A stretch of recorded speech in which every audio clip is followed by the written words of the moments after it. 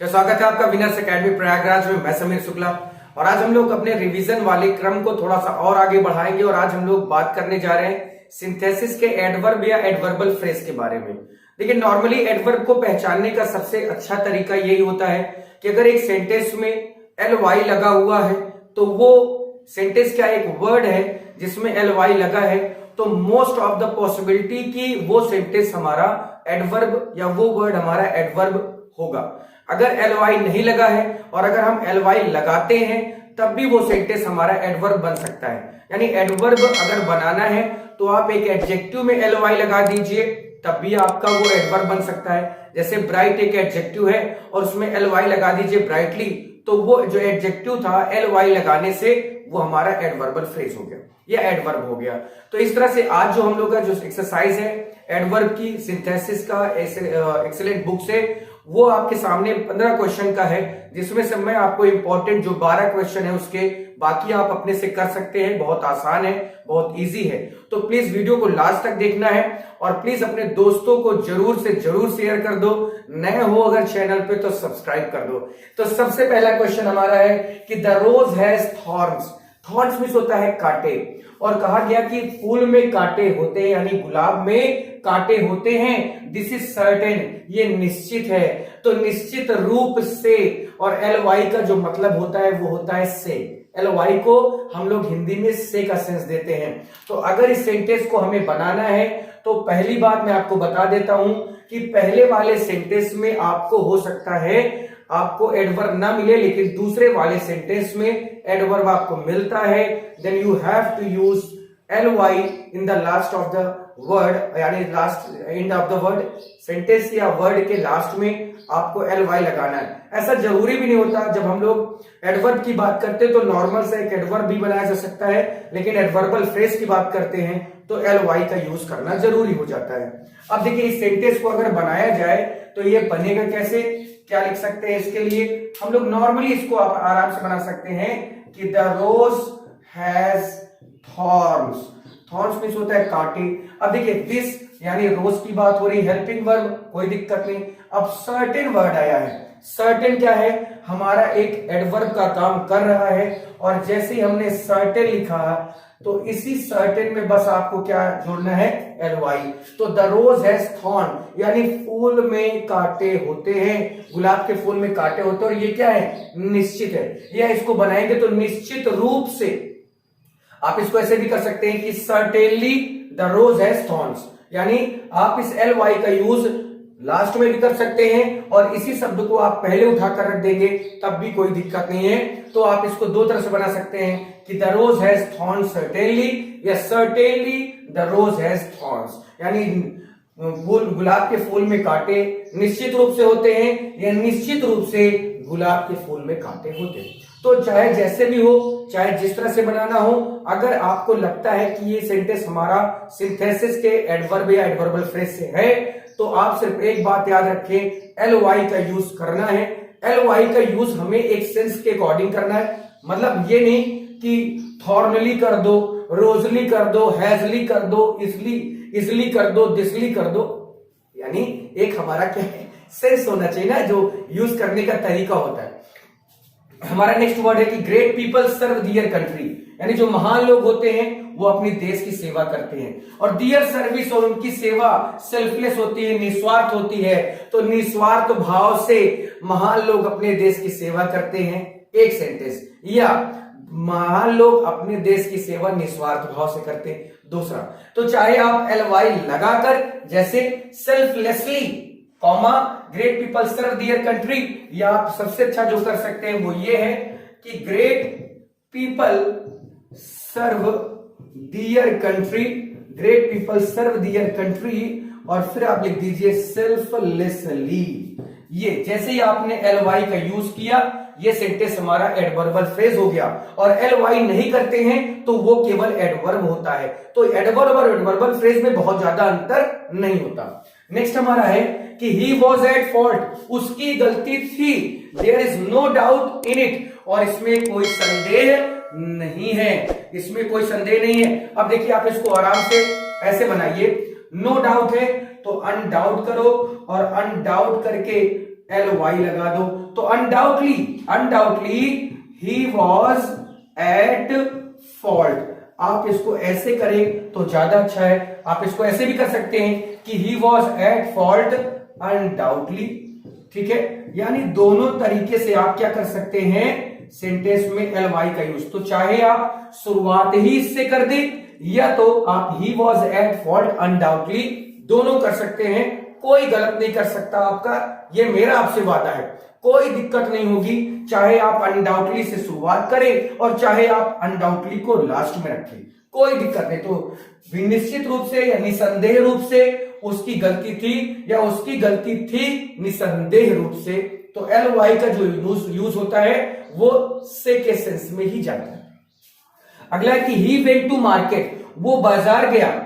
He was in हरी, वो कैसा था, वो जल्दी में था। वह बाजार गया, वो जल्दी में था। अब इसका आप आराम से बना सकते हैं कि ही वेंट टू मार्केट, ठीक है, ही वेंट टू मार्केट। अब आप देखिए इन ए हरी भी लिख सकते हैं, ठीक है, क्योंकि हरी शब्द क्या है हमारा एक एडवर्ब है, इन्हें हरी लिख सकते हैं। और अगर आप इन्हें हरी नहीं लिखना चाहते हैं तो आप इसको ऐसे भी कर सकते हैं कि he went to market hurriedly, आप ये कर सकते हैं। तो चाहे आप इन ए हरी करें और चाहे आप हरीडली करें, दोनों ही सेंस में वो जल्दी से मार्केट में गया, यानी वो मार्केट गया, बहुत जल्दी में था, वह जल्दी से मार्केट में गया। तो हरीडली भी कर सकते हैं और इन ए हरी भी कर सकते हैं, आपके ऊपर है कि आप क्या करते हैं। चाहे आप इसको एडवर्ब बनाएं और चाहे आप एडवर्बल फ्रेज बनाएं।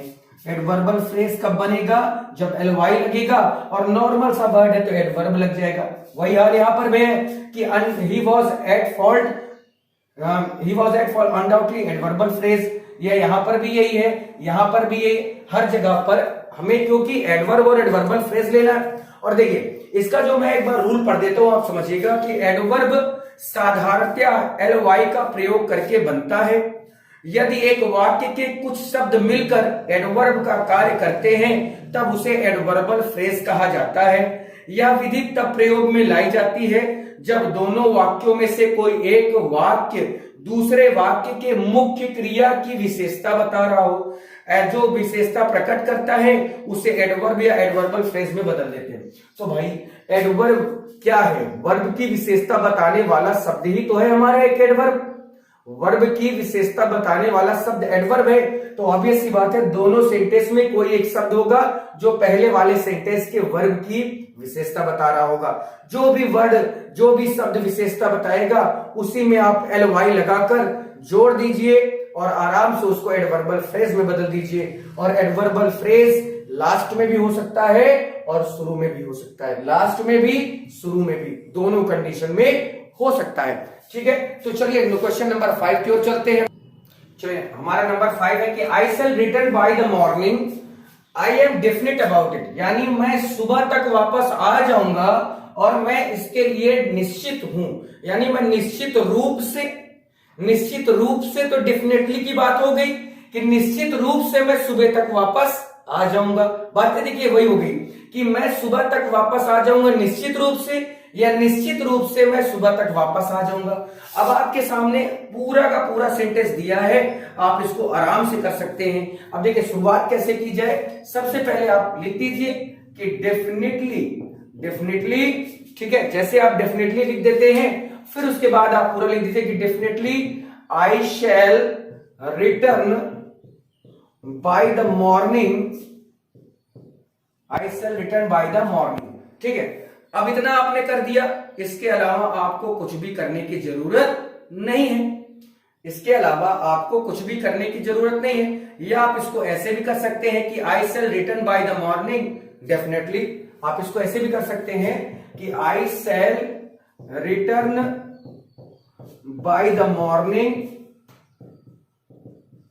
डेफिनेटली, ऐसे भी आप कर सकते हैं। तो आपके ऊपर है कि आप इसको करते कैसे, यानी दोनों में से कोई भी एक चीज यूज कर सकते हैं।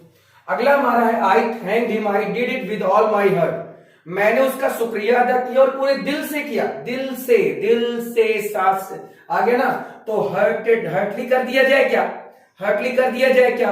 और अगर करते हैं तो कैसे करेंगे, कि देखिए आप इसको ऐसे करें कि आई थैंक्ड हिम, ठीक है, आई थैंक्ड हिम दो तरह से, I thanked him with all my heart, ये भी कर सकते हैं, या आई थैंक्ड हिम ऐसे लिख सकते हैं कि आई थैंक्ड हिम हार्टेडली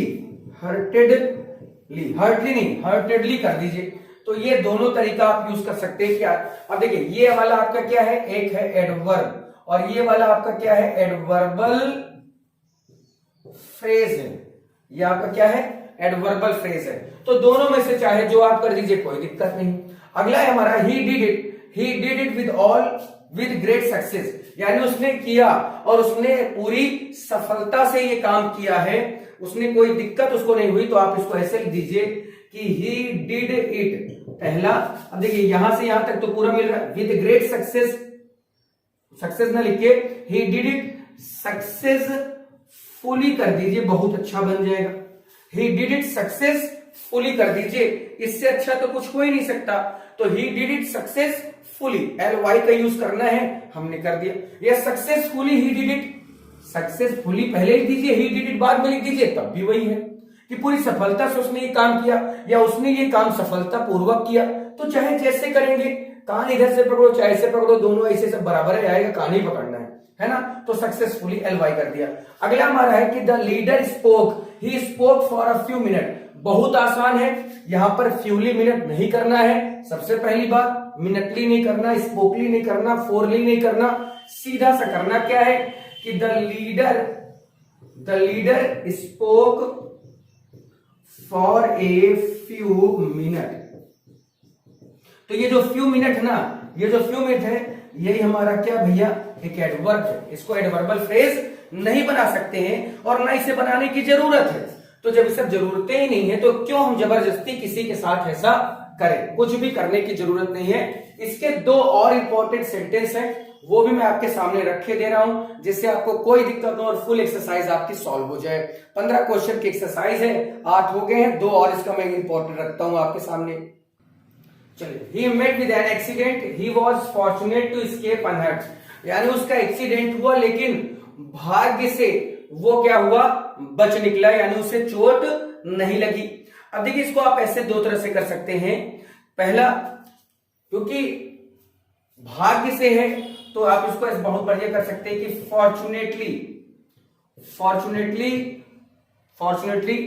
ठीक है, ही escaped, fortunately he escaped,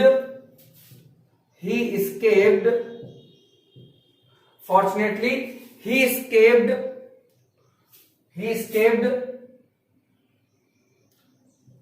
with an accident without hurt, ऐसे कर दीजिए आप, ज्यादा अच्छा। या he met with an accident fortunately to escape unhurt, लेकिन उससे कोई मतलब नहीं, आप सबसे अच्छा यही कर सकते हैं कि fortunately कॉमा कर दीजिए, fortunately he escaped with an accident without hurt, यानी भाग्य से वो एक्सीडेंट में घायल होने से क्या हो गया, बच गया। तो विदाउट हर्ट, यहां पर HURT है भाई, अनहर्ट, यहां पर भी HURT, अनहर्ट, ठीक है, विदाउट हर्ट। तो इसको आप ऐसे करें तो बहुत अच्छा रहेगा। उसके बाद दूसरा है कि द ट्रेन रन्स, ट्रेन दौड़ती है, उसकी स्पीड फास्ट है। तो एक बात याद रख लेना मेरे भाई, हमेशा एक चीज याद रखना कि फास्ट ही होता है, कभी LY का प्रयोग फास्ट में नहीं करना। फास्टली कभी नहीं होता है, स्लोली होता है, फास्टली नहीं होता। फास्ट में LY नहीं लगाना है, लगाओगे तो हमेशा गलत मिलेगा। तो द ट्रेन रन्स, फास्ट कर दो, बस इतना ही करना है।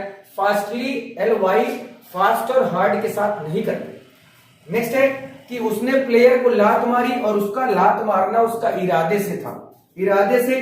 तो देखो टूली डूली सोली पोली तो नहीं कर सकते, यानी अगर एक वर्ड है जिसमें हम लोग क्या कर सकते हैं, हम लोग जिसमें LY लगा सकते हैं, तो ही किक द प्लेयर इंटेंशनली कर सकते हैं कि उसने जानबूझकर या पूरे इरादे से प्लेयर को लात मारी, ठीक है।